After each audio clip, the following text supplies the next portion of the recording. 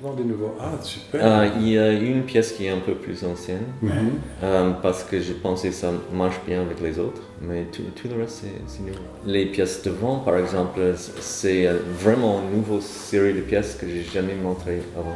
Mais on dirait qu'elles ont une structure animale dedans. Oui. C'est des os, des muscles, de la chair à l'extérieur. Exactement. Très vivant. Oui, c'est fait pour être le plus vivant possible, de traduire le vivant. Et puis leur façon d'attraper la lumière aussi. Oui, aussi. Exceptionnelle.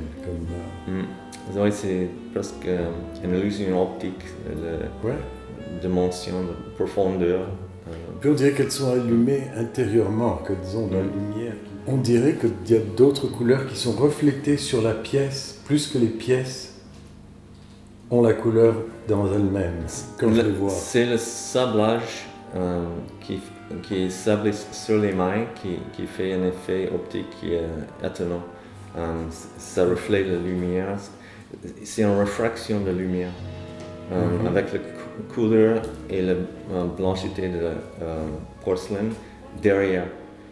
Et ça fait plusieurs couches, un peu comme les peintres de Renaissance. Il y a plusieurs couches des choses qui se passent. Comme des glacis, disons. Oui, exactement. Si c'était de la peinture, ce serait des glacis, oui. Exactement. Mais j'ai étudié pas que l'art, pas que céramique, beaucoup de les deux, mais aussi science. J'adore la science, j'adore l'astronomie, j'adore le début de la vie, l'exoplanète, tout ça, des fossiles. Oui. Donc mes pièces, c'est très très vivant pour capter ce mystère de la vie. Oui. Et moi, ce qui m'intéresse, c'est l'oxydation de l'argent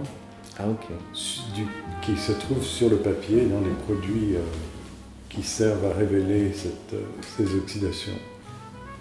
Mais ce que je fais, normalement, on travaille toujours la photographie noir et blanc, enfin le silver printing, le papier argenté, je pense que ça s'appelle en français. L'argenté. Avec une lumière rouge pour ne pas que le papier change de couleur. Oui, c'est ça. Mais moi, j'utilise ces couleurs pour mes compositions et pour... Je développe toutes mes photos en utilisant des pinceaux. Oh, des pinceaux. Oui. Je trouve très primitif de mettre tout le papier dans un bac et d'exposer le tout.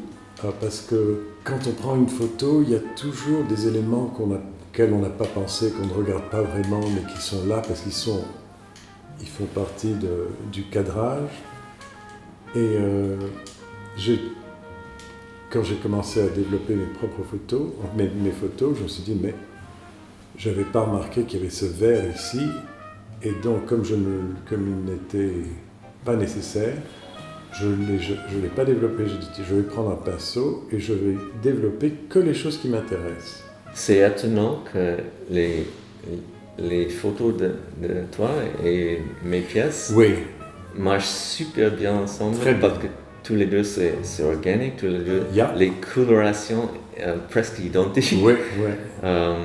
Et la subtilité de la surface. Oui, c'est la surface. Ça ressemble énormément dans certaines. Mais le dessin, je crois que le dessin, c'est la chose la plus importante. Il faut du dessin partout. Quand il n'y a pas de dessin, il n'y a plus rien.